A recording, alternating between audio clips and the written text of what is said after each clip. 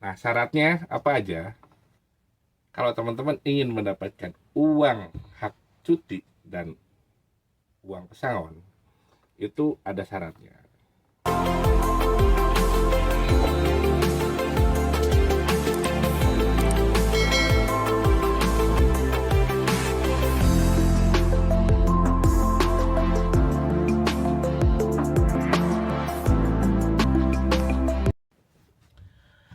Assalamualaikum warahmatullahi wabarakatuh. Bertemu lagi dengan saya di Aher Explore Channel. Oke, teman-teman, mungkin agak melambat ya produksi video-video terbarunya ya. Tapi nggak apa-apa, yang penting masih bisa memberikan manfaat buat teman-teman ya. Terutama bagi yang orang-orang yang mau merantau ke sini, ke Saudi. Sedikit bercerita, kemarin saya beberapa hari lalu niatnya sih, jadi ada teman saya yang exit pulang ke Indonesia, selesai kontrak pulang ke Indonesia. eh Terus saya nganter ke bandara. Niatnya sih pengen ngevlog di bandara bareng beliau gitu, sambil cerita-cerita pengalaman selama di Saudi ya. Dan dia juga kemarin kan mendapatkan uang pesangon gitu. Jadi niatnya pengen ngevlog di sana, tapi apa daya ternyata di sini kita tidak diperbolehkan berlama-lama mengantar rekan kita ataupun sanak saudara yang mau berangkat ke bandara ya. Kita cuma punya waktu 10 menit, alhasil jadi nggak jadi videonya. Jadi videonya begini aja nih. Jadi sebetulnya saya ingin sedikit cerita langsung dari sumbernya gitulah. Jadi kan kemarin itu teman saya dapat kerja 2 tahun ya di sini, di tempat saya bekerja juga di Syarikat Sitco. Kerja 2 tahun, dapat pesangon, juga dapat uang cuti. Jadi saya pengen memotivasi teman-teman semua di sini bahwa bekerja di luar negeri pun yang namanya uang cuti kalau nggak diambil ya cutinya itu bisa diuangkan, dan juga ada uang pisah atau pesangon ya. Kemarin itu 2 tahun masa kerjanya teman saya di sini itu dapat uang sekitar 3.900, 4.000 kurang 3 real kemarin itu. 3.000 kurang 4.000 kurang 3 real. Nah, jadi hampir 4.000 ya. Kemudian waktu cuti itu kan beliau bersama saya di sini nggak pulang, itu dapat uang juga sekitar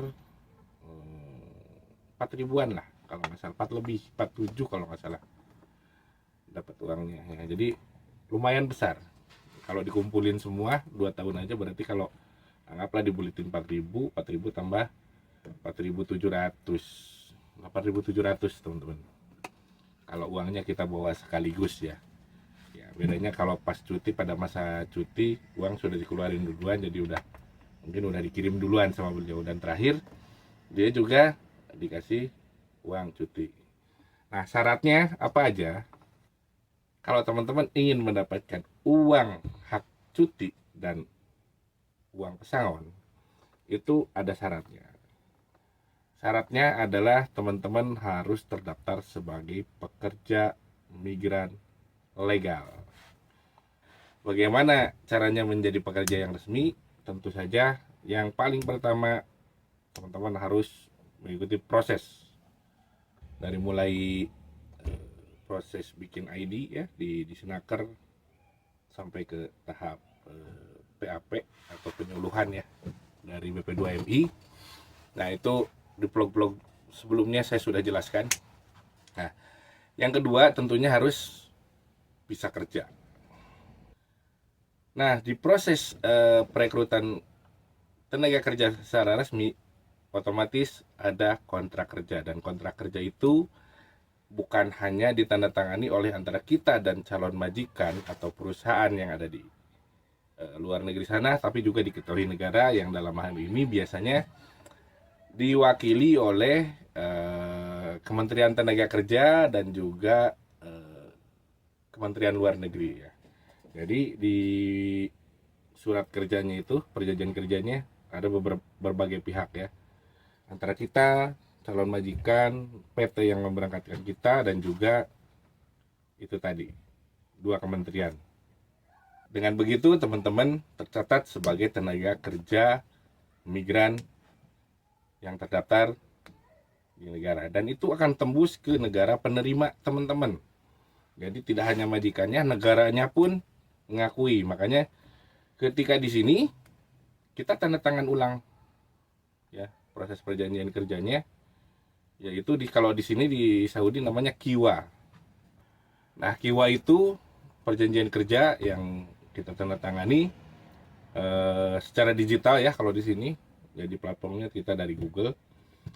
Itu semua menandatangani berbagai pihak, itu termasuk dari ya kalau di kita namanya Kementerian Tenaga Kerja.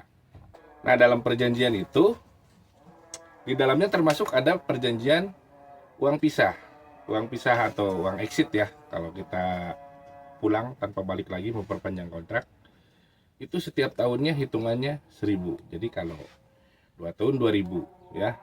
Kita kemarin dengan hitung-hitungan uang apa ya, teman saya dapatnya sekitar 3.900 gitu.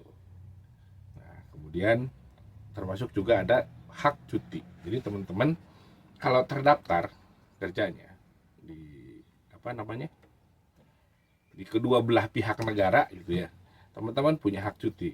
Karena itu kan yang dikeluhkan sama teman-teman kebanyakan yang di sini yang melalui visa ziarah. Katanya kerja di sini nggak ada jamnya, terutama untuk tenaga kerja dari Indonesia, terutama yang di perumahan ya, nggak ada jam kerjanya katanya. Jadi bangun subuh baru bisa tidur jam 2 pagi ya, punya waktu tidur istirahat sekitar 2 jam maksimal, apa-apanya 3 jam. Nah, itu karena teman-teman tidak punya perlindungan. Karena teman-teman sendiri biasanya ngomong beda dengan orang-orang pelakuannya kepada orang-orang Filipina gitu ya. Orang Filipina bisa ngelawan dan sebagainya. Karena mereka punya tameng ibaratnya, punya apa namanya? Apa ya disebutnya ya? Ya, itu punya perisai diri yang di backing oleh negara, baik negara kitanya ataupun negara penerima kerjanya. Jadi mereka sah aja gitu kalau memang menolak, ini udah bukan jam kerjanya gitu. Ya pun seperti saya misalnya nih, saya kan kerja di Syarikah juga ya.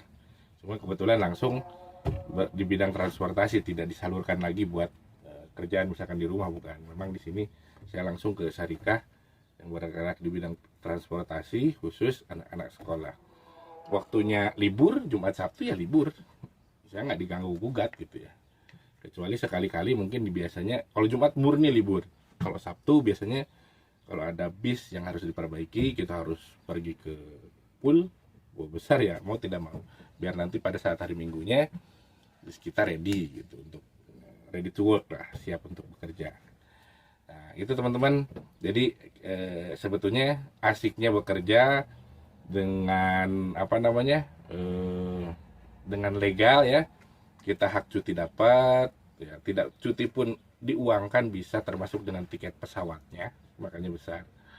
Kemudian hak pisahnya dapat, istirahat cukup, dan kerjaannya jelas dalam arti kita punya waktu yang terukur ya, tidak apa namanya, tidak terus ibaratnya kalau sudah dipeleter namanya apa ya, dipekerjakan terus menerus gitu.